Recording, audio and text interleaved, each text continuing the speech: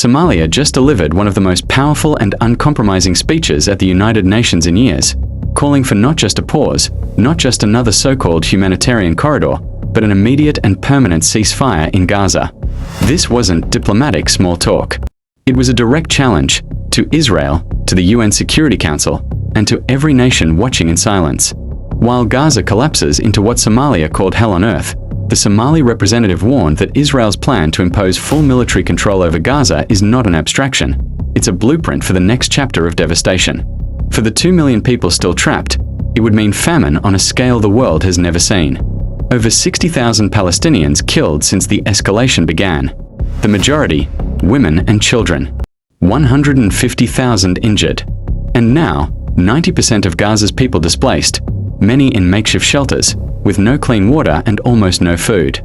Citing the International Court of Justice, Somalia declared that the occupation, the blockade, and the denial of humanitarian aid are violations of international law. Collective punishment, they said, has no place in a world that claims to value human rights. They also warned against provocations at Jerusalem's Islamic and Christian holy sites, saying these attacks only destabilize the region further. Then came the line that cut through the political noise: true security cannot be built upon the ruins of justice. Here is the full speech.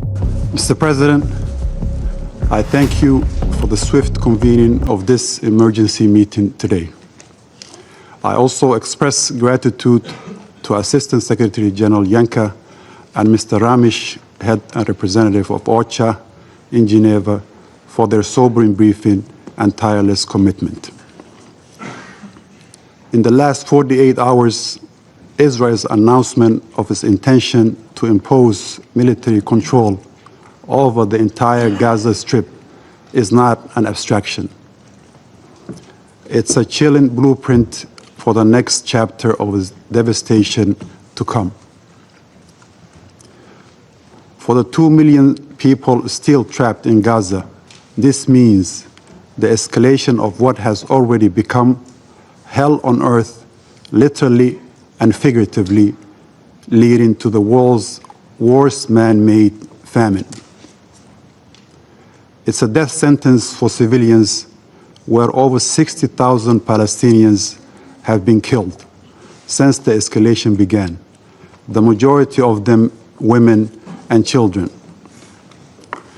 More than 150,000 have been injured, and 90% of Gaza's population are now internally displaced, many living in makeshift shelters without clean water or food. The expanded military assault will make survival impossible for the civilian population.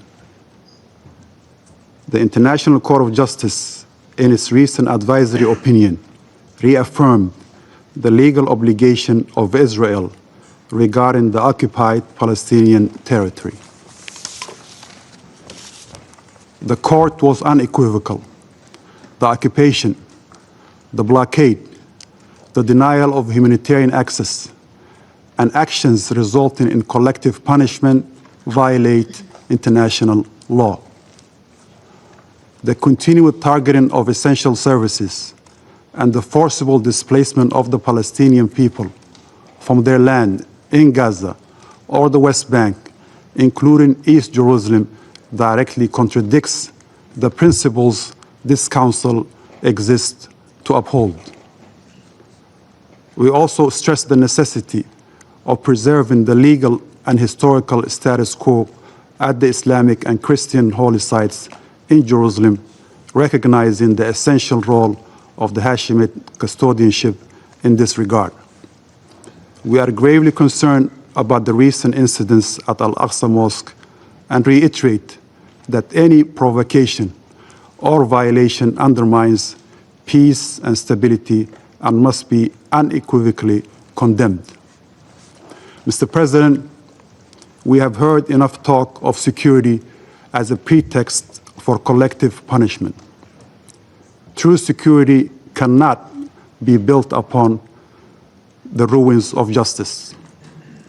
There can be no peace while occupation persists, and no real security unless the rights of Palestinians, including the right to self-determination are recognized and protected.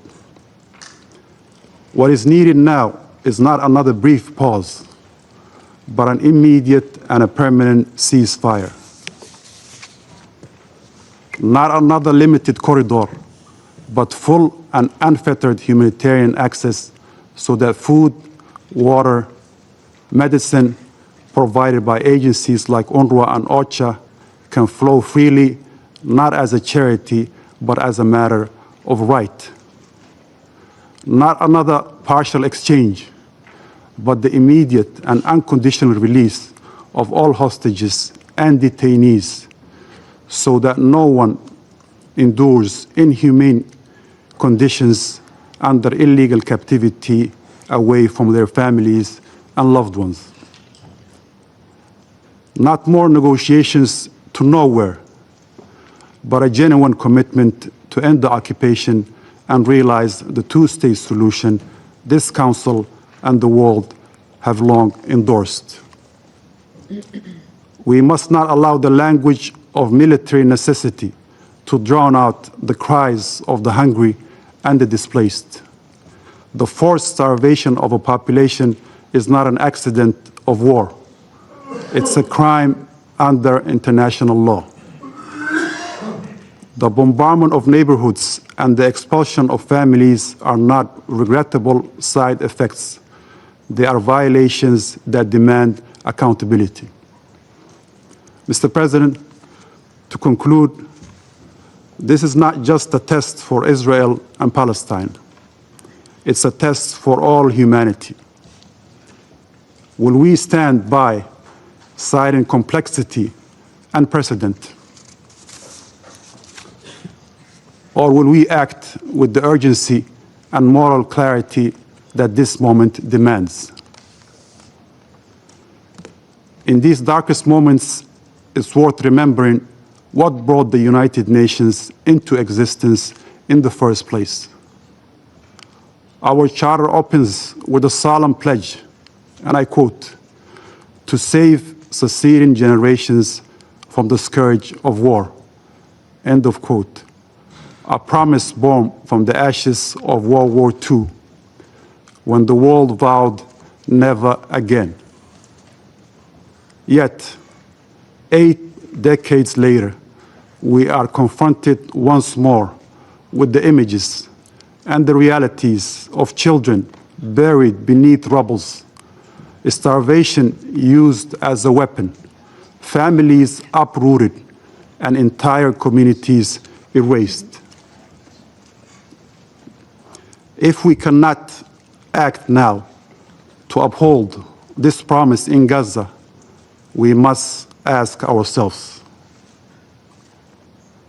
what then is the purpose of this Council? What in truth remains of our solemn oath to future generations? Let the response not be graveyard silence.